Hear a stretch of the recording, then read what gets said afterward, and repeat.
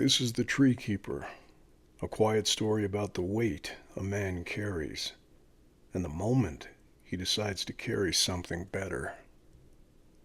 From this point forward, The Tree Keeper will be presented primarily as an audio storytelling experience. Instead of heavy visuals, the chapters are meant to be listened to, allowing the voice, the words, and your own imagination to bring the story to life. Thanks for listening. Chapter 3: The First Customer. The things we think we're buying are rarely the things we take home. The first customer arrived just before noon. Tom heard the tires crunch across the gravel before he saw the vehicle. A tired-looking minivan easing slowly into the lot. Walter glanced up from the rack he was adjusting and gave Tom a small smile. "Here we go." Tom wiped his hands on his jeans and watched the van door slide open. Two kids burst out first, scattering gravel as they ran toward the rows of trees. A little girl spun in a circle and pointed. "That one." Her brother pointed somewhere else. "No, that one." A man climbed out of the driver's seat and stretched his back like someone who had been sitting too long. He looked toward the trees with the uncertain expression of a man who had no idea how to choose one. The mother stepped out next, pulling her coat tighter around her shoulders. Walter leaned toward Tom. "Watch," he said. Tom frowned. "Watch what?"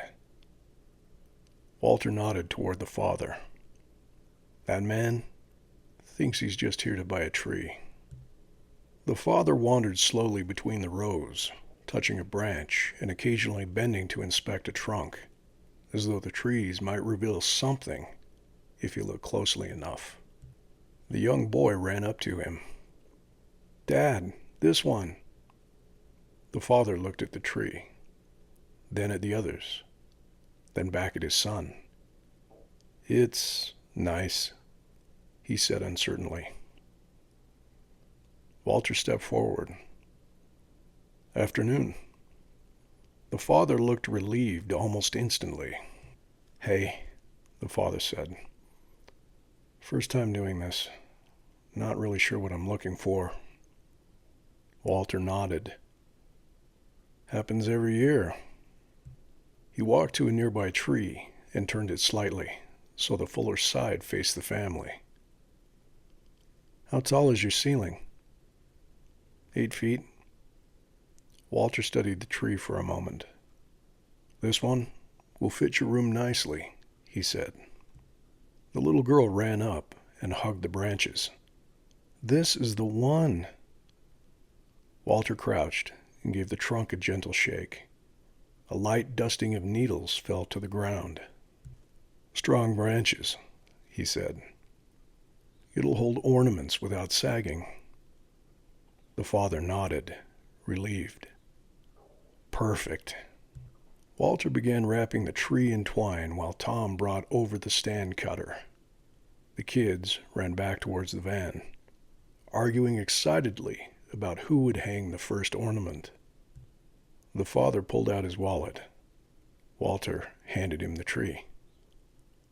"You're not just taking home a tree," Walter said calmly. The man looked up. Walter nodded toward the children climbing into the van.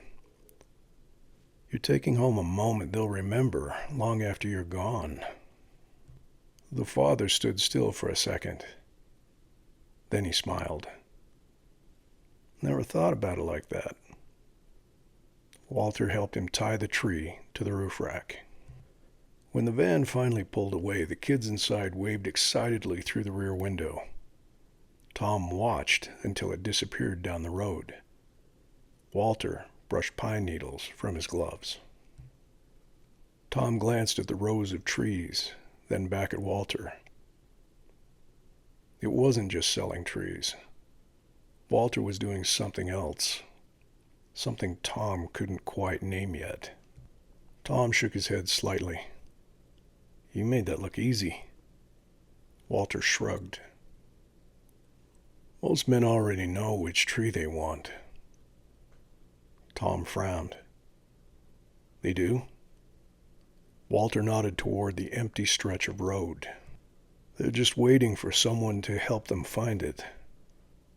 He turned and walked back toward the next row of trees. Come on, he said. We've got more memories to send home. Tom stood there a moment longer. Then another car turned into the lot, and the work began again.